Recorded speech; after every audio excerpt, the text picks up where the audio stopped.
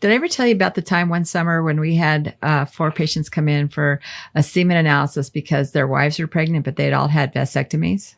No. Yeah.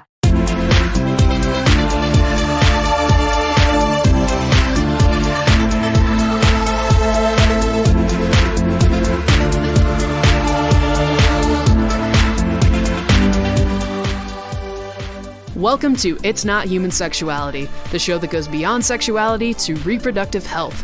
Understanding the foundations of reproductive health allows you and the ones you love to make better decisions about your health, mind, and relationships. This podcast is co-hosted by Dr. Betsy Cairo, or Dr. B, and Mandy Johnson. Dr. B has her doctorate in human reproduction and is a board-certified reproductive biologist. She is also a certified sexuality educator with supervisory standing and over 20 years experience teaching at the graduate and undergraduate level.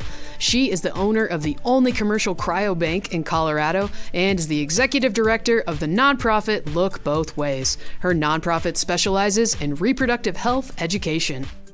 Mandy Johnson is a high school family and consumer science teacher with more than 15 years experience and a master's degree in education. She is also a certified sexuality educator and is treasurer on the board of Look Both Ways. The two have been friends for many years and are passionate about changing the way we educate our youth about their reproductive health. Since 2018, Mandy has collected anonymous questions from high school students in her class called Teen Choices. Every class period, the students must ask their anonymous question by writing it on a sticky note and dropping it into a box. Today, Mandy has collected more than 500 questions. On this episode, our experts, Dr. Betsy Cairo and Mandy Johnson, will answer some of these questions for you. Are you ready? Let's do it.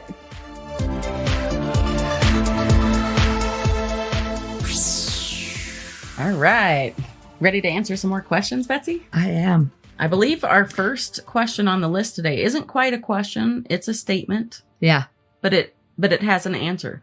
And so the statement says, I don't believe there's more than 2 genders. Mm. So that's interesting. And it's kind of a hard one to answer because growing up, when we always thought of gender as male or female, mm-hmm. right? And even though there's argument around this, sex is rooted in biology, and we're talking basic, right? XX, female, XY, male, yes, etc. And then we grow up and we say, well, XX should be the gender of female and XY should be the gender of male. And so this is where that gender binary comes from. And I think if people don't believe in more than 2 genders, they're certainly entitled to feel that way. But I think it's important for people to try to see that gender is a social construct and that we put gender on things that don't have gender. Like toys and clothes and color and jobs. Yes. And paychecks. Oh.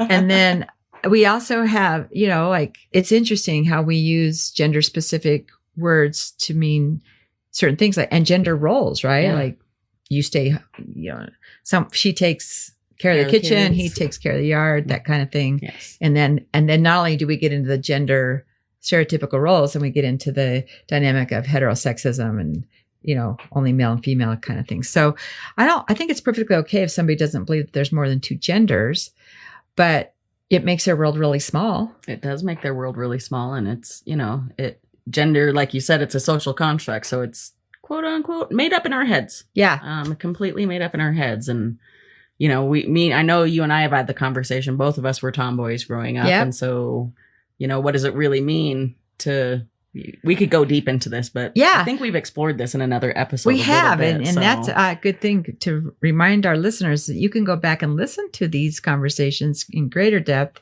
of how we explain it more academically. Yes. But again, everybody's entitled to their opinion. Let's just not set federal policy on it. Absolutely. So how do you know if you have an STD? Sexually transmitted disease. They all are also referred to as STIs or sexually transmitted infections. How do you know if you have one? Get tested. That was so great. I don't mean to laugh at that, but I mean, it was just, come on, that was awesome. Yeah, right? It's all you can. I mean, most STIs and STDs are asymptomatic. And I love the one thing that I love about COVID is that people now understand that word without me having to explain it. But most STIs are asymptomatic, so you are not going to know you have it. And a lot of them have a dormant period from the time you get it until you see symptoms anyway, if you're going to get symptoms. And so you could have it for a good 2-3 months before you see any symptoms. Get tested. Get tested before you get a new partner. Get tested While you're with that partner. while you're with that partner. Get tested at least once a year if you're sexually active. Get tested. That's the only way to know. Yep. You have to decide if you want to be part of the problem or part of the solution, Yes. you know. So get yourself tested. And there are a lot of organizations out there that run campaigns on that and have greatly reduced fees for getting tested. And there are places you can get them for free. And Exactly. if you have a vulva and a vagina, you can assume you should at least go see a doctor. I'm not telling you have an STD, but you should at least go see a doctor if your discharge is different than normal, but especially if it's chunky, if it's Odorous. cottage cheese-ish white, if it has an Green, odor, frothy. if it's itchy, if it's green. Frothy. Yeah. If it's Yeah. not Itchy. normal, Yep. go see a doctor. If there's too much of it, go see a doctor. Like these are things that could be signs of STDs, but they could also just be signs of like a yeast infection, Yeah. which is an infection of the vagina that's not necessarily spread Sorry. through sex. Right. And if you have a penis, nothing should come out of that except semen and urine. So if anything comes out of your penis that is not semen or urine, go see a doctor. Those are, Or if you have lumps and bumps. yes, absolutely. Vulva or penis, if you've got lumps and bumps that And didn't used to testicles. exist. I always tell people with a vulva, it's important to look at it in a mirror and know what it looks like, because you could have a skin tag down there Yeah. that's always been there. You could have a mole. It's just skin. So you could have any number of skin things down there that are perfectly normal for your vulva. But if you don't know that ahead of time, you could get really scared the first time somebody says, "What is that?" Like, I don't know. I know. And then, but people are afraid to go to the doctor because they don't want the answer, but yet then they live in fear and distress, not knowing the answer. It's a horrible place to be. It is. And so there's no shame in that. You should go see a healthcare provider and have a conversation with them, because they're not going to shame you. And if they do, go see somebody else. And hopefully they don't. Yeah. And ask all the questions, get all the information. Education is power. Education is power. All right. So how long after getting a vasectomy or tubal ligation can you have sex? Well, those are two different surgeries, so they have two different answers. They do. Vasectomy has a healing. It's an outpatient surgery. It has a healing time of about 3 to 5 days. For the physical symptoms, but for the internal sutures and things, it can be longer. How long do they recommend? Well, before you ejaculate Mhm. again, some doctors will say 7 days, maybe 7 to 10. But obviously you don't want to rupture those stitches or anything, or you may not even feel up to it by then. Yeah. With a tubal ligation, because that's surgery, and it might be 2 weeks, Yeah. maybe. And it depends on how the surgical site heals, how you're Mhm. feeling about sex. But Yeah. so that could be longer based on that. But physically Yep. in the vagina, about But 2 yeah. to 3 weeks or something. But don't forget, if you've had a vasectomy, there's still sperm in the vas deferens left behind. So you still have to use some form of birth control until you get a repeat semen analysis that shows that you have 0 sperm in the ejaculate.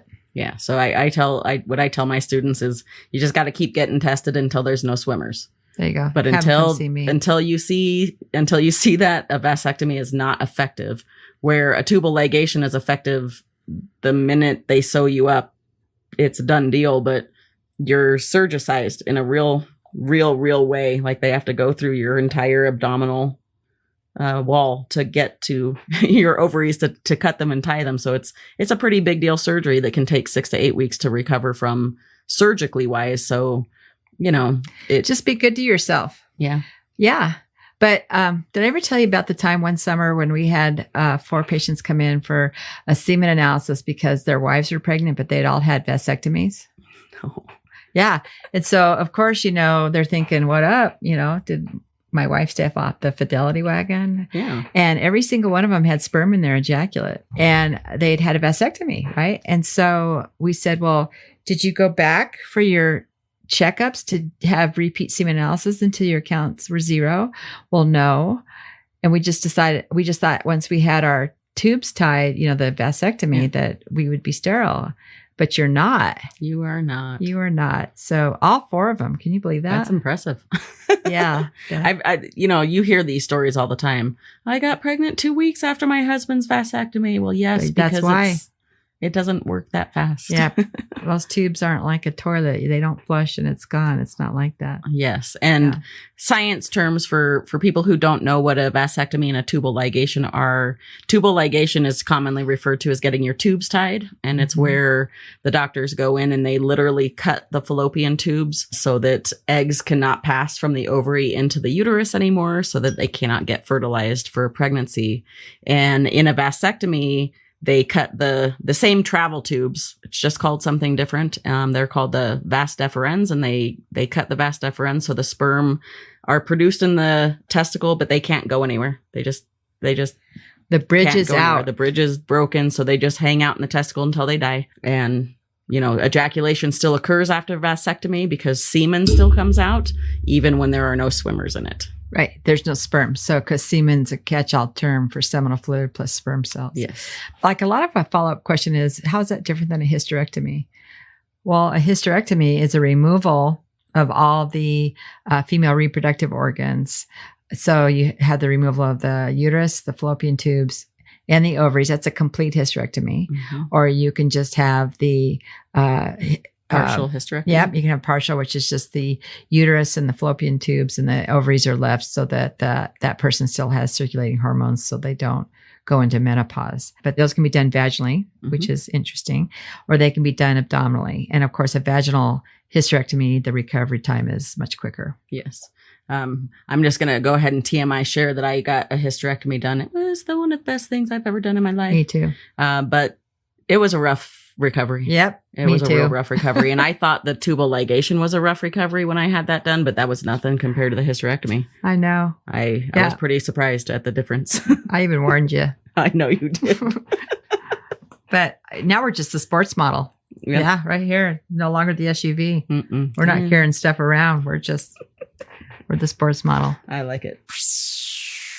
So the next question we've got is, does pulling out work? No. Next question. No, pulling out does not work. It's not effective because there's pre-ejaculate, or commonly known as pre-cum, that can have sperm in it and it can impregnate a female.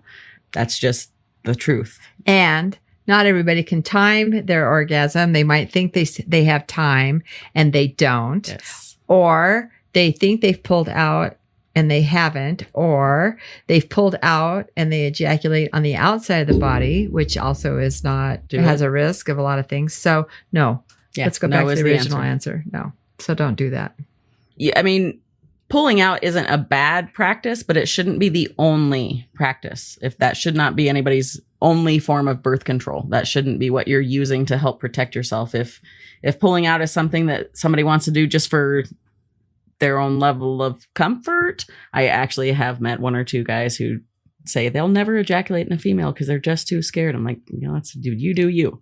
Sure. But it should not be like, that shouldn't be an excuse to not use condoms. I mean that, or other forms of birth control. It just, there's no real good reason to pull out. And it's just not, oh my gosh, there's so many things that could go wrong. You could have premature ejaculation. You didn't expect it, right? And it just happened. Yeah. I don't know, it's just not a good form of birth control. It is not a good form of birth control. And I hesitate to even say this for fear of what it puts in people's minds, but you didn't do anything else. You've got no other thing. You made a decision to have unprotected sex.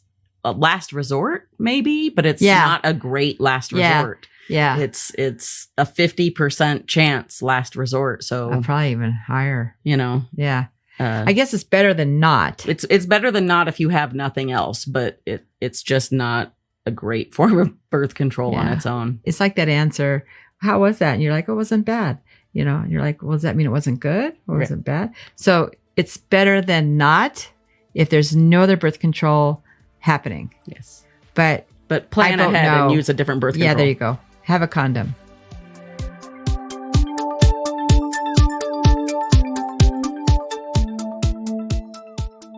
This podcast was created to promote Look Both Ways and the textbook written by me, Dr. Cairo. Look Both Ways is a nonprofit organization based in Loveland, Colorado, with the mission to educate our youth about their reproductive health to make informed decisions for their future. We do this by educating the educators through professional development, and we also put on free conferences for both teens and parents of teens and preteens. Textbooks used in schools are donated by Look Both Ways to eliminate the money obstacle for schools piloting or adopting our curriculum and textbook. As a nonprofit, we are always fundraising and accepting donations. For more information about Look Both Ways, our fundraising efforts, or to make a donation, please visit us at lookbothways.us. That's LOOKBOTHWAYS.us. This is Dr. B. And Mandy Johnson, wishing you well.